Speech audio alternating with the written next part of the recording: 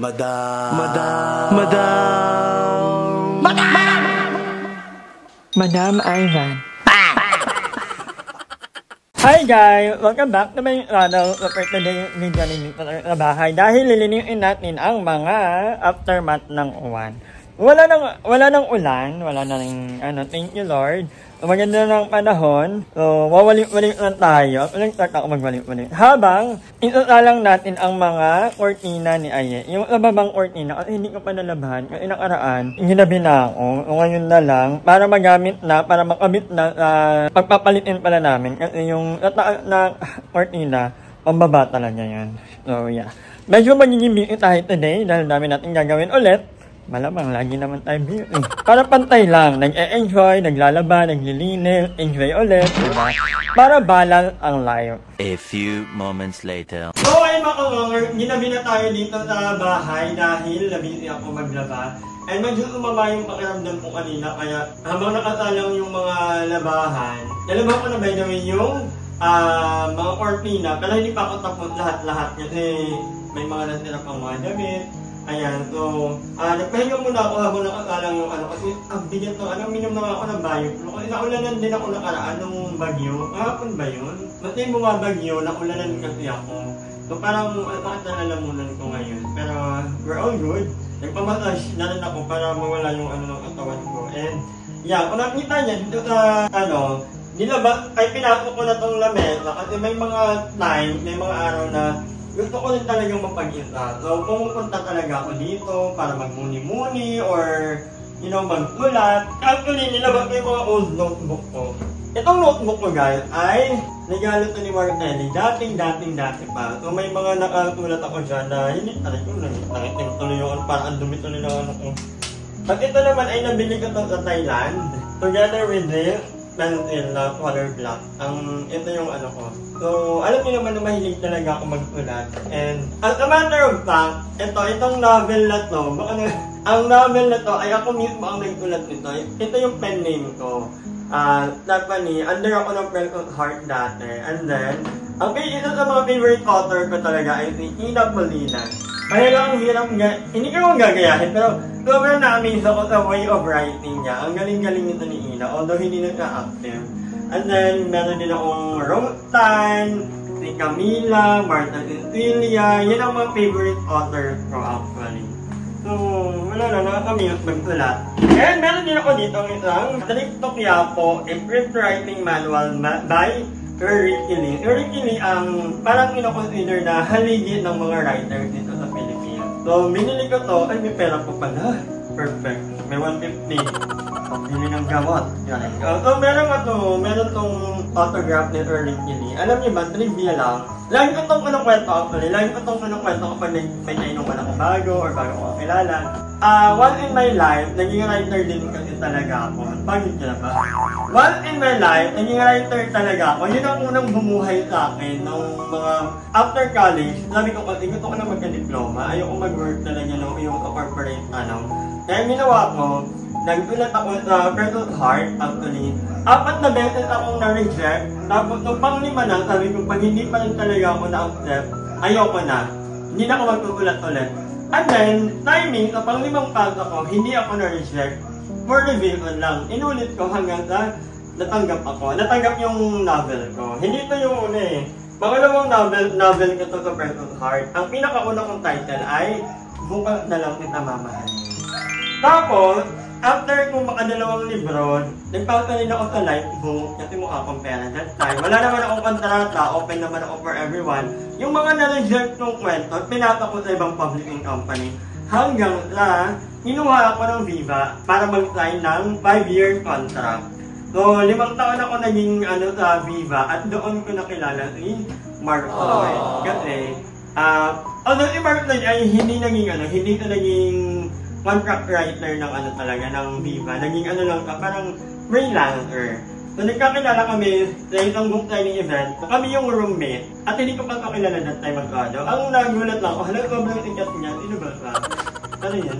Naging close kami.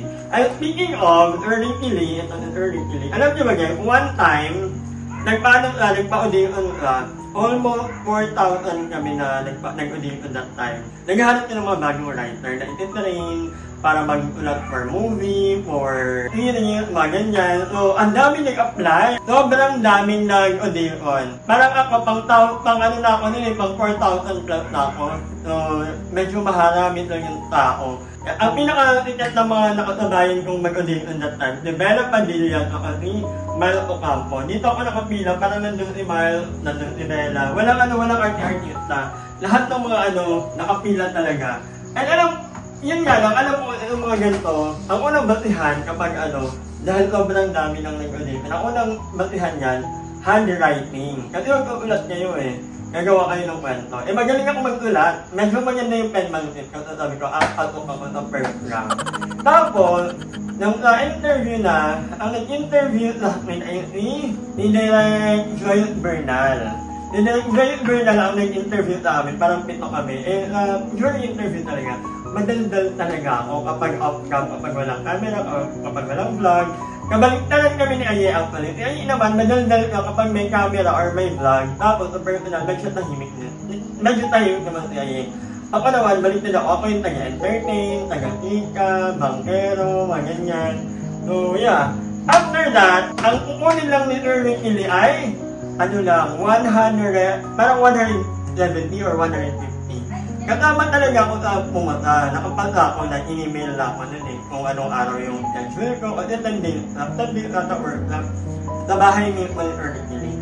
Unfortunately, hindi ako natuloy kasi namatay yung kapatid ko. Namatayan ako ng 2 kapatid. So, hindi ko natuloy yung writing career ko.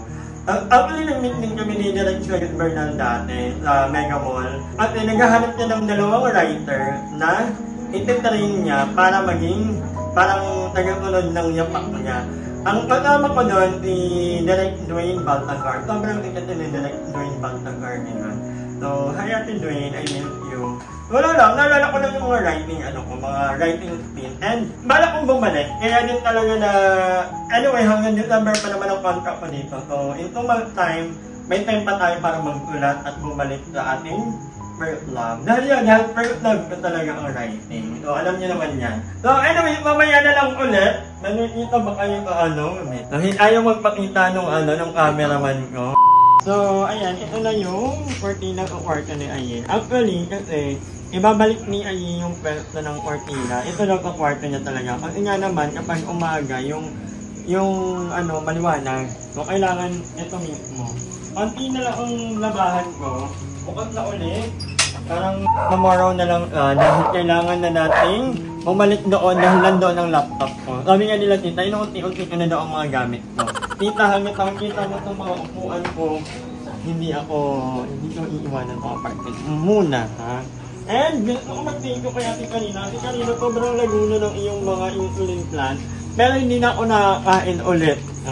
And may nagtitingin-tingin daw ng bahay dito. Tinatanong kung available to. Unfortunately, hindi po ito available. Pwede lang po ito for 1 week or 2 weeks or 1 month. Bawal po yung long term. Galing. So, yeah. Pabalik na ako doon. Nagmuni-muni lang ako sa aking writing journey. So, nakakamute din.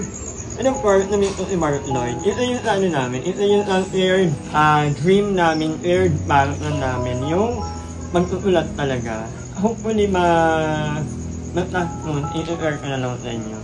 But yeah, I mean, pag medyo masama talaga pakiramdam mo na nagiging sentimental ka, namimil. So, pero yeah, mamimil lang naman I love you and yeah, hanggang dito lang muna.